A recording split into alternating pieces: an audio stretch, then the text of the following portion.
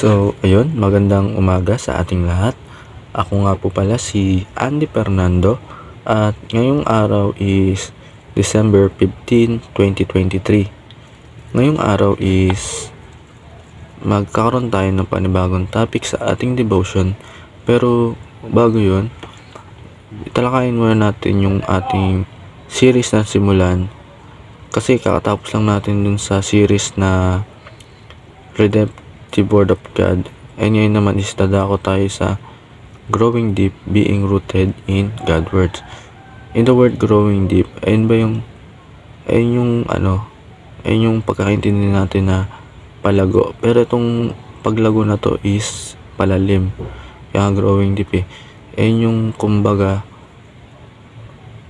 paglago natin sa salita ng Diyos, sa relasyon na meron tayo sa Kanya.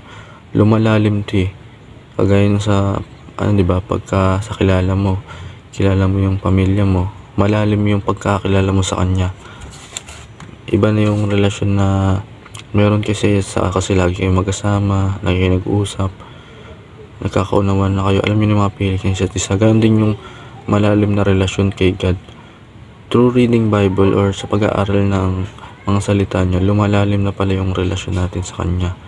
Hindi na pala yung kagaya nung dati na kilala natin siya na si Panginoong Kristo namatay, ganyan. Iba pala yung natin, madami tayong mga natutunan sa true Bible na hindi natin alam nun. So yun, dumako naman tayo sa ating Bible verse. Ang Bible verse natin ngayong araw sa ating devotion is Hebrews chapter 15 verse 12. In fact, true by this time you ought me to be teachers. You need someone to teach you the elementary truths of God word all over again. You need milk, not solid food. Yan in Tagalog. Dapat sana ako makatapagturo kayo. Yan dapat pala tagapagturo tayo pa.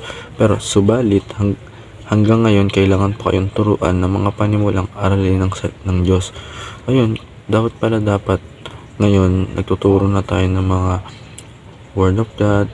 Pinapakilala natin sa iba, nilalapit na natin sa Kanya. Pero mas pinipili natin, di ba, na gawin yung mga makabundong gawain, mga kasalanan, which is mali pala yun. Dapat sana'y kumakain na kayo ng matigas na pagkain, ngunit hanggang ngayon gatas pa lamang ngayong kaya. Diba, example natin baby.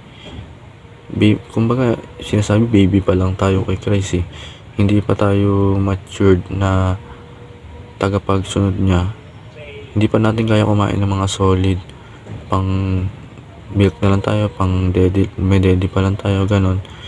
Hindi pa tayo natin kayang kumain ng mga gandang salita or mga lesson na dapat pala tinuturo na rin natin sa iba. So yun, dumako naman tayo sa ating kaaralan. Sa ating teaching ay meron tayong tatlong bahagi. Una is we are expected to graduate from elementary.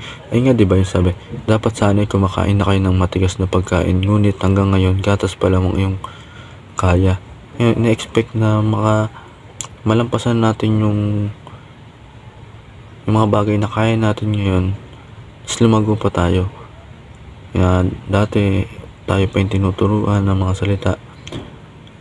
In the future or darating yung araw na tayo na pala yung magtuturo sa kanila, magiging baliktad yung sitwasyon The more na natututo tayo, the more na may matututo sila sa atin.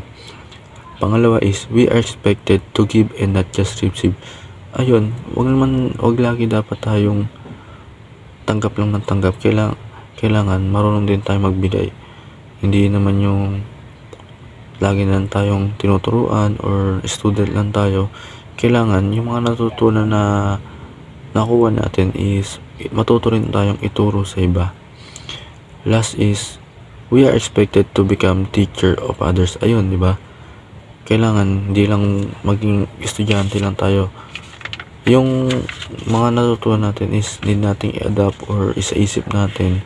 Kasi dalawa yun, di ba? Kailangan yung nakarang topic natin, kailangan i-combine yung heart and mind para maging solid talaga yung relasyon natin. Yun, maging teacher lang tayo sa Kanya And ngayon, dumako tayo sa application. Ang application natin is may tatlong bagay at una yun is stay out of your comfort zone. Ayun nga, di ba? Hindi sabi ng mga tuturo natin na paulit-ulit naman tinuturo sa atin na wag na kailangan nating umalis na sa comfort zone natin, either maglumago tayo kasi hindi tayo lalago or hindi natin makikita na yung ibang kaya natin kung mag-i-stay lang tayo sa comfort zone natin. For example, di ba, tayong mga tao simula ng bata tayo, nakasama natin yung magulang natin lagi, kumbaga papasok lang tayo sa school, sila yung maghahain ng baon natin, gigisingin tayo sa umaga. Ayun yung naging comfort zone natin, parang natural na tayo dun pero i-try natin na kesa yung magpagising tayo sa kanila ng umaga, mag-alarm tayo or matuto tayong gumising ng umaga kasi hindi tayo mag-grow kung patuloy lang tayong aasa sa kanila, di ba? Ayun yung good example doon. Pangalawa ay share whatever you receive from God. Ayun, kung ano yung natutunan mo ngayon, i-share mo rin sa iba. Wag mong sasarilihin yun kasi nga, di ba? Ano nga ba yung pinakamayamang lugar sa mundo? Ang pinakamayaman is yung sementeryo kasi sa sementeryo doon yung mga kanta na dapat nasa isip yung kanta na dapat nasulat na pala, andun yung mga idea na dapat pala lumago na yung business. Yun, kailangan wag natin ipagdamot or pagturo na sa iba. Last one is set your mind to become teacher. Ayun, wag natin, iset lang natin yung isip natin na balang araw is tuturuan natin sila. Wag lang basta student na tagapakinig, kailangan i-share din natin yun. So yun, sa ating discussion naman is why do we have to set our mind to become leaders or teacher? Ayun, bakit nga ba natin set yung sarili natin na maging teacher or maging leader tayo? So yun, para sa ating kasagutan, comment down below para makita ko rin yung mga share nyo. And sa ating prayer naman is may babasahin ulit ako na ni Pastor Russell. Father, I realize you that you expect me to grow. Christian growth is not an option, but you are requirements. Forgive me, Lord, if I become too comfortable listening to your word without sharing the blessing I receive from you. Please grant me to courage and boldness to share your word, especially to my family, relatives, and friends. Enable me to lead and teach for your glory. In Jesus' name, Amen. So, ayun, maraming salamat sa pakikinig and sa panonood ng ating video. Naway may natutunan kayo kahit papaano and matuto tayong i-share yung mga natutunan natin kay God. And so, God bless. Thank you.